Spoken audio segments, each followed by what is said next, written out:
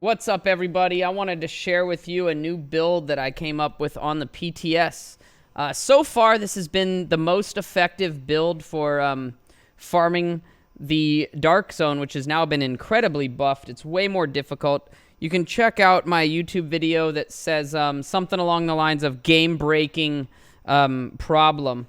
And the game-breaking problem is ammo. I'm running out of ammo. I think anyone's going to be running out of ammo unless they run like filler up or something. But serious problem. But you can see gameplay with this build during that video. So I encourage you to check that out if you want to see the build in action. What this is a 3-11-8. You don't need 8. I'm running 7 for on the ropes. On the ropes gives me 25% damage while all skills are on cooldown. I think everyone's familiar with that. And Bloodsucker. This is the main parts of this build, is on the ropes and Bloodsucker. Bloodsucker depletes, when you deplete an enemy's armor, it adds a stack of 25% bonus armor for 10 seconds. Max stack is 6. There is no cooldown on this. If an enemy is running clutch, you can actually stack this over and over and over again. You can only have 6 at a time, but you can stack it way more than 6 times on someone with clutch. I've had it pop like 9 times during a fight with somebody. You can check out how well it works in PvP in my submachine gun unkillable build. It is a very good counter to anyone in the Dark Zone that runs clutch. If they're not running clutch, it's cool. You still get 25% armor each time you drop their armor down, but they'll likely only have it proc once each enemy. On NPCs, it works great. When you drop their armor, you get a huge chunk. I'm getting, what, 25% armor? If I'm getting 300,000 armor right now, which is a ton, times 1.25, I'm getting 75,000 armor each time I, drop someone's armor. It's really good. I really like this. It's very strong. And what you want to do is focus on tons of armor. So this chest here is actually really, really shitty. I could have way more armor if this was an armor roll. Say I got a Bloodsucker hardened roll. With the new stat recalibration, I could actually recalibrate this with 24,000 armor, 25,000 armor. It'll let me put all of this on there. It might cap at like 24,000, but as far as I remember when I checked, it was ready to take almost all of it. And that's awesome. I really love the new recalibration. There is caps, even though there is developers tweeting saying there's no caps. There's definitely caps. I can hit caps on a lot of my pieces. You just have to have really good pieces of gear and then recalibrate them with other really good pieces of gear to hit those caps. Now, you want to focus on having armor everywhere that you can, your chest, your backpack, your knee pads, and you want hardened 10% armor on your chest. I recommend Fenris so you can do this. Now, backpack hardened on the ropes, very important with huge armor. I don't actually have any damage on my backpack, but I do have a red mod slot, so I'm at least getting 4.5% weapon damage right here for one of my mod slots. I think Heligard gloves are now best in slot with the new recalibration because you can get a blue attribute. Mine capped at 10. This was an 11% roll that I tried to put on it, and it capped out at 10%. So that's pretty awesome. Plus, it has compensated and a yellow mod slot. This is really awesome. Heligard gloves, I think, are best in slot for gloves. There's no other gloves that can get a blue, a red, a yellow, and a talent. And now that you can roll the weapon damage so high, that's awesome. Knee pads, I'm running Heligard so I can get those blues. Keep in mind, Bloodsucker takes 11 blues. I forgot to say that, but it does. Patience now takes 9 blues. And this just rolled with, I rolled this with as much armor as I could. I'm actually running 4 pieces of Heligard. Don't make fun of me. You don't need to run 4 pieces of Heligard. I recommend 1 piece, but at the same time, all of my pieces that are so good are Heligard. Like gloves, best in slot for this build. Knee pads, I feel, are also best in slot for this build. And mask is also, I think, best in slot for this build. The only other option I feel would be a Sokolov mask, because this here rolls 2 attributes a mod slot, and a talent. The only other mask that can do that I know of is Sokolov. It rolls no mod slots, but it can roll 3 attributes and a talent. So this is a nice swap. I could switch to this if a teammate, or if I wanted to run Pulse, I would switch to this. If I had a teammate running Pulse, I would definitely switch to this. I'd be getting the damage to elites. I'd be getting Spotter.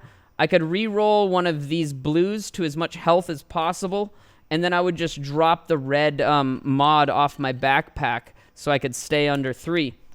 The reason I'm under 3 is because I compensated on the gloves. I forgot to say that, but yeah, compensated on the gloves for the 15% weapon damage. Holster is just an ongoing directive holster because it has 2 yellows and 2 blues. I don't need this holster because I can drop a yellow. There's plenty of other holsters that can roll 2 blues and a yellow, which is what I need. But this one, I've already rolled huge health onto it, so like health can't, or armor can't roll on a holster, and if you can't get a red attribute, you either want, I guess, high skill power or high health, one or the other. I went with high health. It's got the mod slots. I put a generic mod for even more total armor there. And I think that pretty much covers all the gear. I'm running sharpshooter because I prefer the high rate of, or not high rate of, the reload speed, the headshot damage, and the stability bonus that it gives. But you could also run survivalist for that assault rifle, 15% damage. Not a bad option, but for me, I prefer sharpshooter with this build. The gun that I am running has Optimist. I think this is a best-in-slot weapon talent, especially after the nerf to Strained.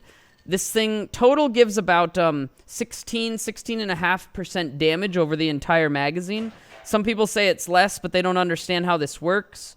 It says 3% for every 10% ammo missing, but it's really 0.3% for every 1% ammo missing, or 0.6 for every 2% ammo missing, or whatever you could do the math on. It doesn't require you to lose 10% ammo before the next breakpoint. Every bullet increases damage, so it's more effective than some people think. It's a great attribute. I'm running extra on it. Allegro would be cool, but extra is also really nice. An important attribute or holster talent to have would be protected reload. I guess it doesn't matter if it's holstered or not. You could have this on your main gun, but I highly recommend putting protected reload. For me, while I'm reloading, I get 30,000 more armor, so that's really nice. I run a chatterbox. You don't need to run a chatterbox, but it's nice because after you kill an enemy, you reload and you get 20% rate of fire. Now, let me just demonstrate how insane the amount of armor I get is. Keep in mind, my entire health bar right now is 300,000 on my armor. I have almost 70,000 health, so I've got almost 370,000 total health here. And just watch these armor stacks. They refresh themselves as well. They last 10 seconds, but as long as you drop the armor on something else, the entire stack refreshes. They don't have individual cooldowns. As you can see, my damage output is not bad. If I pop on the ropes, I mean, to elites, it's a lot better.